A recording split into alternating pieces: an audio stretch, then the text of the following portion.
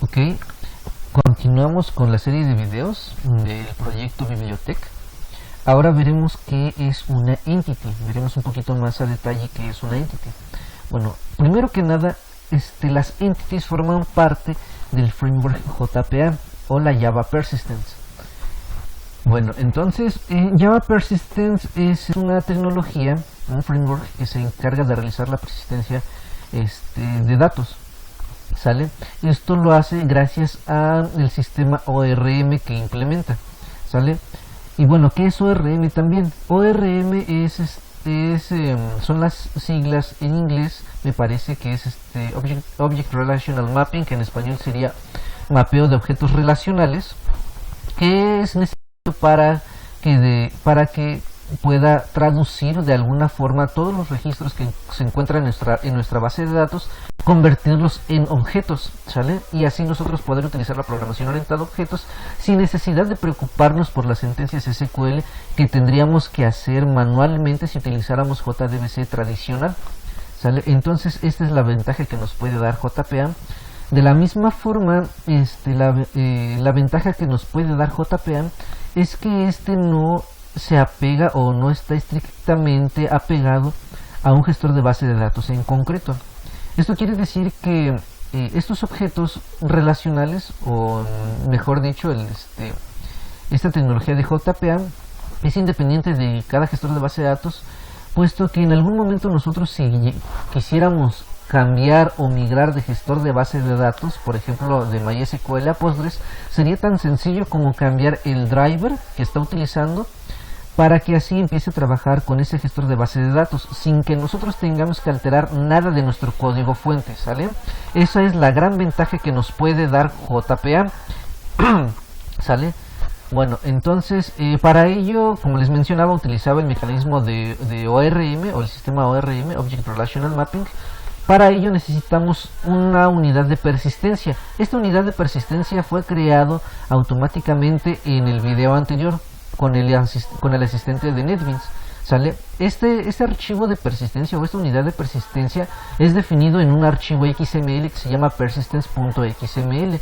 Este archivo de persistencia se encuentra en este lado, en esta carpeta que mantiene los archivos de configuración. Aquí podemos ver el archivo persistence.xml y aquí podemos ver ya el asistente que nos da NetBeans, y aquí le asigna un nombre. Este nombre va a ser indispensable para poder trabajar con JPA.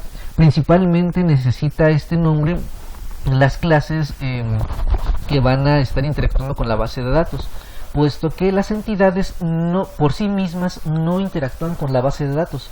Estas básicamente solamente son portadoras de los registros de los registros que se encuentran en nuestra base de datos, ¿sale? Entonces, por cierto, también estas entidades también son denominadas DTOs o Data Transfer Object, ¿sale?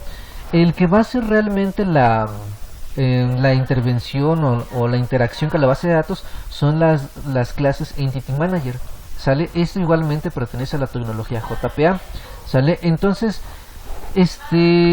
Entity Manager va a necesitar forzosamente estas anotaciones para poder reconocer a esta clase como una entidad, ¿sale? Y para que esto sea una entidad necesitamos considerar 4 aspectos fundamentales. La primera, que necesita tener la anotación entity. La segunda, debe de implementar de la interfaz serializable para que así algunas clases de Enterprise Java Beans puedan mantener las instancias de estas entities, ¿sale? Y para poder hacer usos de ellas. El tercer aspecto es que cada tabla de nuestra base de datos necesita forzosamente un identificador único. No importa si se llama ID, se puede llamar como a uno se le ocurra, ¿sale? Otro aspecto, que sería el último, es considerar que tenemos que colocar siempre un constructor vacío, ¿sale? Un constructor por defecto. Esto es porque Entity Manager va a necesitar crear objetos de este tipo, ¿sale? Internamente va a rellenar a todos esos objetos mediante sus métodos setter y getter, ¿sale? Bueno, y también, como habíamos mencionado en algún momento, me parece que sí lo mencionamos en el video anterior, es que estas entities representan una tabla de nuestras bases de datos y por lo tanto, como es una representación de cada tabla de nuestra base de datos, estas clases necesitan contener el número de atributos o propiedades según el número de campos que tengan nuestras tablas, ¿ok? Entonces, aquí como podemos ver tenemos estos 4 atributos, que sería el ID, el apellido paterno, el apellido materno y el alias, y también la página. Eso quiere decir que estos van a tener que existir como columnas en nuestra tabla de autores, ¿sale? Bueno, entonces básicamente eso es entity. Esto es una entity y así es como funciona el JPA. Y bueno, todas estas anotaciones van a ser necesarias para que el objeto, o mejor dicho, la clase o interfaz, perdón, Entity Manager pueda obtener información y saber cómo manipular todos estos objetos, todas estas entities, ¿sale? Bueno, también podemos observar que aquí tenemos varias anotaciones, en este caso como el de table. Esto nos sirve cuando nuestra tabla de nuestra base de datos y nuestra clase no tienen el mismo nombre, ¿sale? En este caso, como nuestra tabla de nuestra base de datos se llama autores y nuestra clase entity también se llama autores, no es necesario tener esta anotación, ¿sale? Pero así lo dejamos, puesto que así lo generó NetBeans. Igual aquí podemos observar el catálogo que está utilizando, que sería biblioteca, ¿sale? Bueno, el siguiente elemento la siguiente anotación es esta, que se llama XML root element. Esta anotación sirve para poder generar archivos XML y viceversa, generar a partir de un archivo XML, rellenar las entidades, ¿sale? Esto es necesario puesto que la unidad de persistencia va a necesitar que las anotaciones contengan que las entidades contengan estas anotaciones, ¿sale? ¿Y esto por qué? Para que así se puedan mapear todos estos a la unidad de persistencia, ¿sale? De lo contrario, cada entity tendría que estar registrado en nuestra unidad de persistencia, ¿sale? Tendríamos que estar colocando entidad por entidad aquí. Entonces, si tenemos varias entidades, tendríamos que colocarlas todas, absolutamente todas. Pero en este caso, como estamos utilizando esta anotación, ya no es necesario colocarlas ahí. JPA en automático sabe que lo va a tener que mapear, por ello es que necesita esta anotación para generar archivos XML, ¿sale? Y así poder mapearlos en la unidad de persistencia. Bueno, vemos la siguiente anotación, que se llama named queries. Aquí se van a almacenar todas las consultas a la base de datos que vamos a realizar, ¿sale? Podemos darnos cuenta que aquí dice named queries en plural y aquí dice named query en singular. Ok, estos named query lo que se encarga es de asignarles un nombre a cada consulta que nosotros realicemos sobre nuestra base de datos. Por ejemplo, aquí tenemos esta consulta que ya deberíamos de saber qué es, que está obteniendo todas las columnas del registro de autores, ¿sale? Entonces aquí sabemos que no va a regresar solamente un registro, van a regresar varios. Entonces para ello vamos a estar utilizando Entity Manager para que nos ayude a obtener toda la colección de objetos de este tipo.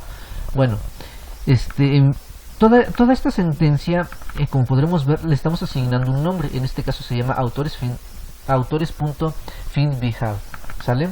Entonces de esta forma, a partir de nuestro Entity Manager, vamos a invocar a esta consulta mediante este nombre, ¿sale?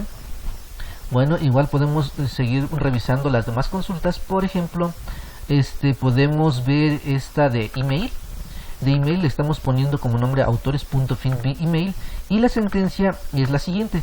Aquí sabemos que está haciendo una consulta según el email, ¿sale? Les va a retornar todos los registros o el registro, en caso de que solamente sea uno, el registro que coincida con el email. Bueno, aquí, como podremos darnos cuenta, para que esta consulta funcione necesitamos tener una variable para que según el email sea el número de registro o el registro que nos tenga que devolver la consulta.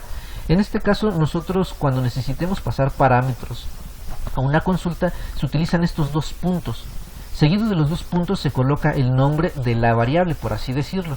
Este campo va a ser sustituido por el valor que nosotros le pasemos, por el argumento que le pasemos a los métodos que vamos a utilizar que vienen de la interfaz Entity Manager, ¿sale?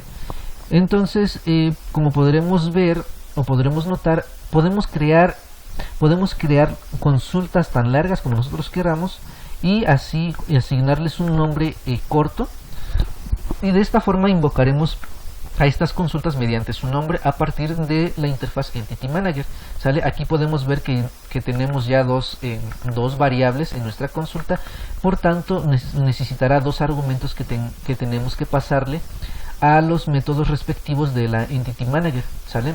Entonces, así funciona las entities, o esto es una entity, y pues existen otras anotaciones que básicamente no se tiene mucho que explicar. Creo que son autodescriptibles y principalmente para quienes ya hayan visto lo que son las bases de datos, ¿sale? Aquí podemos ver el ID. Por ello es necesario contener un ID en nuestra tabla de nuestra base de datos para poder colocar esta anotación. Y aquí estamos viendo que va a ser autoincremental, al igual que los demás campos. Por ejemplo, aquí le están poniendo un máximo de 45 caracteres. Aquí la columna de nuestra base de datos que se llama apellido-p. Este es el nombre real de nuestro campo de nuestra base de datos. Mientras que aquí, como atributo, estamos colocando apellido p, ¿sale? Bueno, entonces yo creo que ya no hay más que explicar. Espero que haya sido claro. Y bueno, pues seguiremos en los próximos videos explicando el resto de las tecnologías que se va a estar ocupando al estar desarrollando el proyecto Bibliotec. Bueno, entonces hasta aquí dejamos y pues nos vemos.